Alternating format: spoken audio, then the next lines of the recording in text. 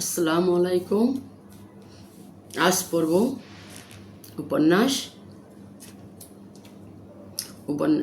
অদ্ভুত এক দীপ্তি উপন্যাসের ষষ্ঠ পর্ব।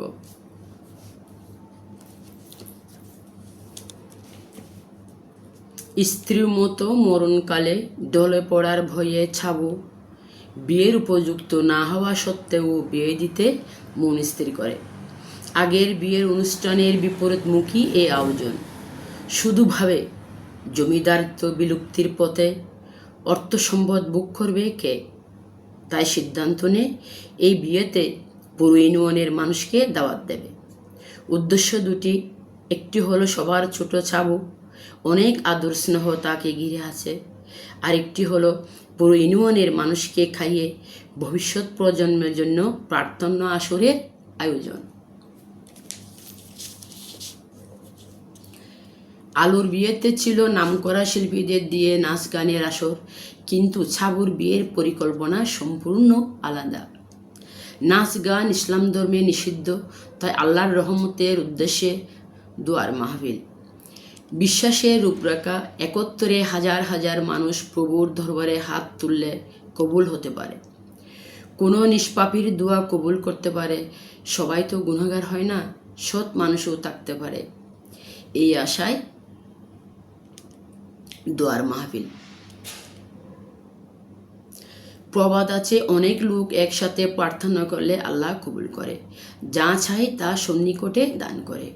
এই আত্মবিশ্বাসে বলীয়ান হয়ে আলুর বিয়ের মতো 7 দিন পর্যন্ত অনুষ্ঠানের পরিকল্পনা করা হয়।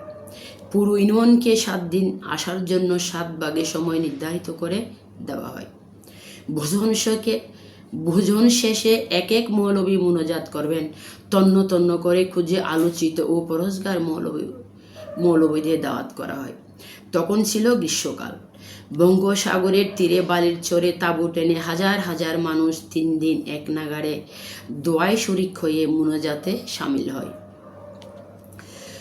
পরবর্তী দিনগুলোতে ও কোরআন হাদিস আলোচনা করে মুনাজাত করা হতো, যেন ছাবুর কুলে একটি সন্তান আসে, জমিদার বংশ যেন পৃথিবী থেকে নিচ্ছিন্ন না হয়। অবশেষে দীপ্তির আগমন।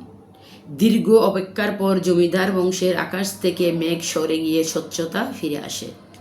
দোয়ার আসরে যেমন সাগর তীর পূর্ণ লোক সমাগমে ছিল, তেমন দীপ্তি এসে ঘরটি পূর্ণ করে দিল। শত হাজার মানুষের চাওয়া একটি প্রার্থনা বিধাতা সত্যি পূরণ করলেন। অতি আনন্দে দীপ্তির আগমনে আবারও পুরো ইউনিয়নের সকল লোকের জন্য মেজবানের আয়োজন করে। দীপ্তির দাদু হাত জোর করে সবার কাছে মিনতি জানায়, সবাই যেন দীপ্তির হায়াত চায় আল্লাহর কাছে। 14 জনের বুকের মানিক যত্ন আত্মিতে বেড়ে ওঠে।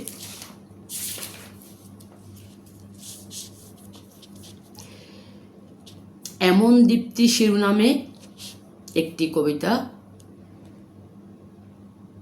অন্ধকারের আলোর চানি, শূন্য বুকের পূর্ণমণি, আকাশ ভরা তারায় জলমল, মণিমুক্তা হীরার মতো উজ্জ্বল।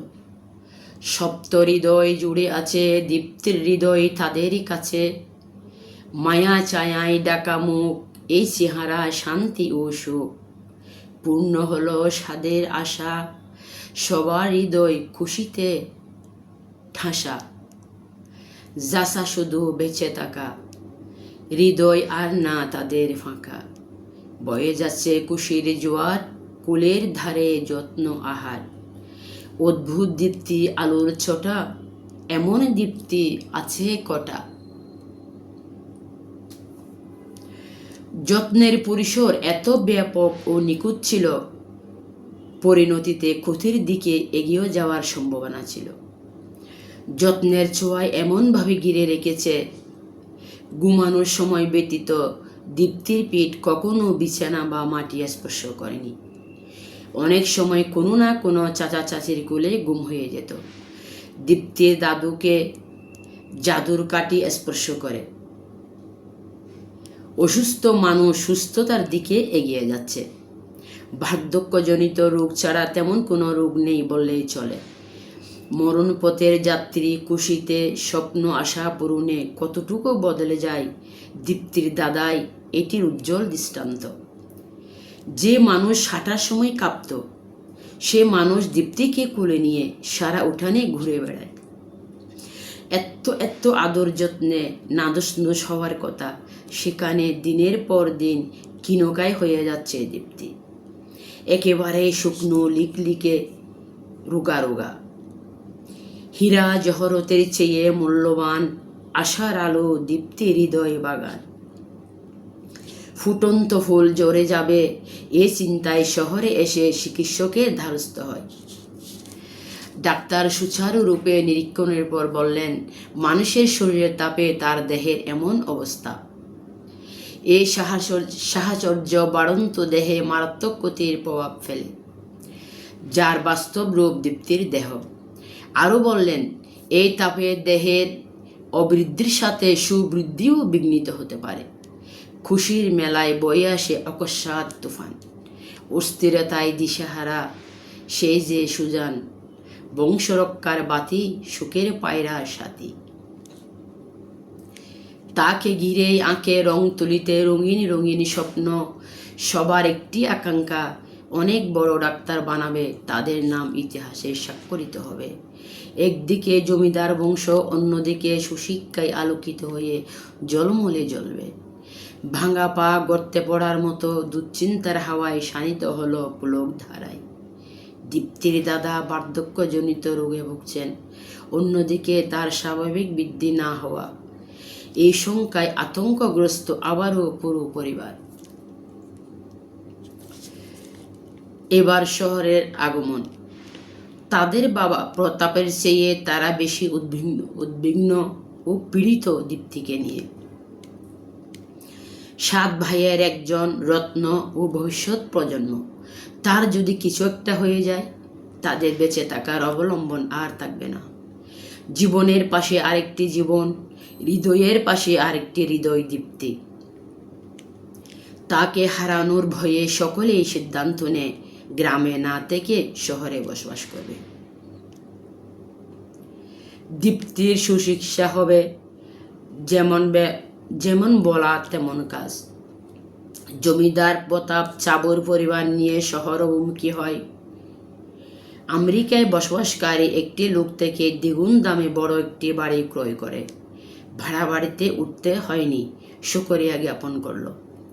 জমিদারি সম্মান রক্ষা পাওয়ায় বাড়িটি কিনতে পেরে দারুণ খুশি।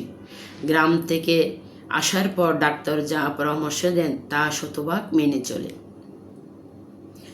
শুধু দীপ্তিকে দেখতে বা তার যত্ন নিতে 3 জন আয়া গ্রাম থেকে নিয়ে আসে। তাদের অক্লান্ত সেবা যত্নে দীপ্তির বেড়ে ওঠা। স্বাভাবিক বেড়ে ওঠায় তাদের মন সাগরে আনন্দের ঢেউ বয়ে যায়। দীপ্তি প্রকৃতিগতভাবে হাঁটা ও কথা বলার চেষ্টা করছে। 4 জন তার দ্বিগুণ বয়সী বাচ্চা এনে তার খেলার সাথী করছে। বিদ্যালয়ে ভর্তি করালে সাধু ভাষায় কথা বলতে হবে, সেই জন্য বাচ্চা মেয়েগুলোকে হুজুর শিক্ষক রেখে মৌলিক শিক্ষায় শিক্ষিত করে তুলছে। মন্দত্বের ছোঁয়া দীপ্তির গায়ে যেন না লাগে, কোনো সমস্যার সম্মুখীন না হয়। উদ্দেশ্য শহরের বাচ্চাদের চেয়ে কোনো দিকে পিছিয়ে না পড়ে। শহরের বাড়িটি দ্বিতলা, চতুর্দিকে বারান্দা সম্বলিত। বাচ্চা মেয়েগুলোকে বলা হয়েছে যেখানে দীপ্তি যায় সেখানে চারিদিকে যেন ঘেরার মতো থাকে। বারান্দায় পা রাখলে 4 মেয়ে সাথে সাথে থাকে। দ্বিতলা থেকে নিচের সব কিছু গ্রিলের ফাঁক দিয়ে অবলোকন করে।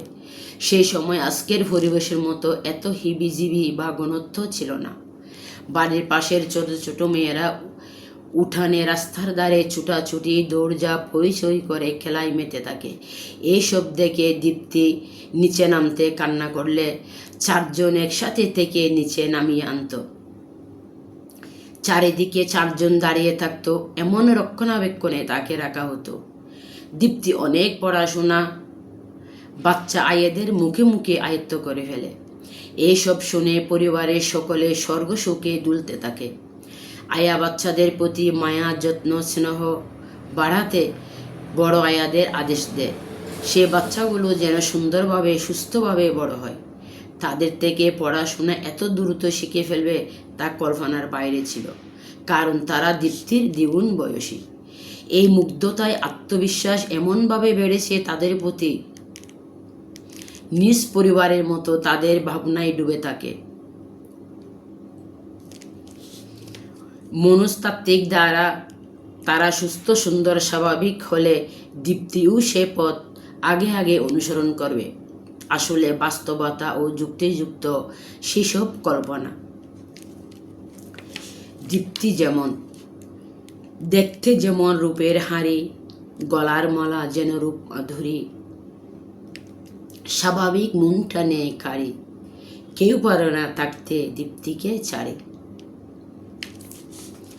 শুধু রূপ নয়, শান্তিময়ী চোখ শক্তিও প্রকর, সব কিছু অতি দ্রুত অনায়াসে রপ্ত করতে পারে।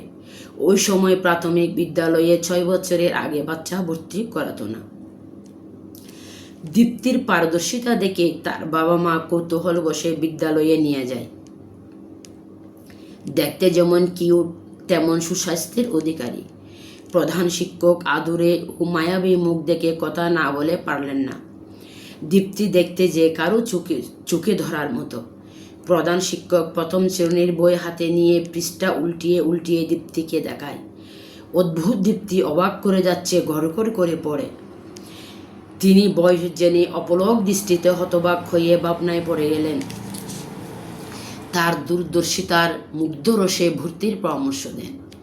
পরামর্শ শুনে আনন্দে উচ্ছ্বসিত তার মা বাবা। চোখে মুখে ফুটে উঠছে পৃথিবী এখন শুধু তাদের। বাড়ির চারিদিকে অনেক ফল ও ফুলের বাগান, বেশ কয়েকটি দিঘি। বিকালে দীপ্তি খেলতে ঘুরতে চাইলে চার আয়া সবসময় তার সাথেই থাকবেই না বা কেন? দীপ্তি তো সাধারণ কোনো মেয়ে নয়, জমিদার বংশোদ্ভূত 7 রাজার ধন, একমাত্র প্রাণ ও মন। এক দাদার 7 কুলের এক নাতনি, হীরার টুকরো, আকাশের চাঁদ, স্বর্ণ মুক্তোর কণির চেয়েও মূল্যবান বস্তু। 7 বাবা 7 মায়ের একটি প্রাণ। ধন্যবাদ।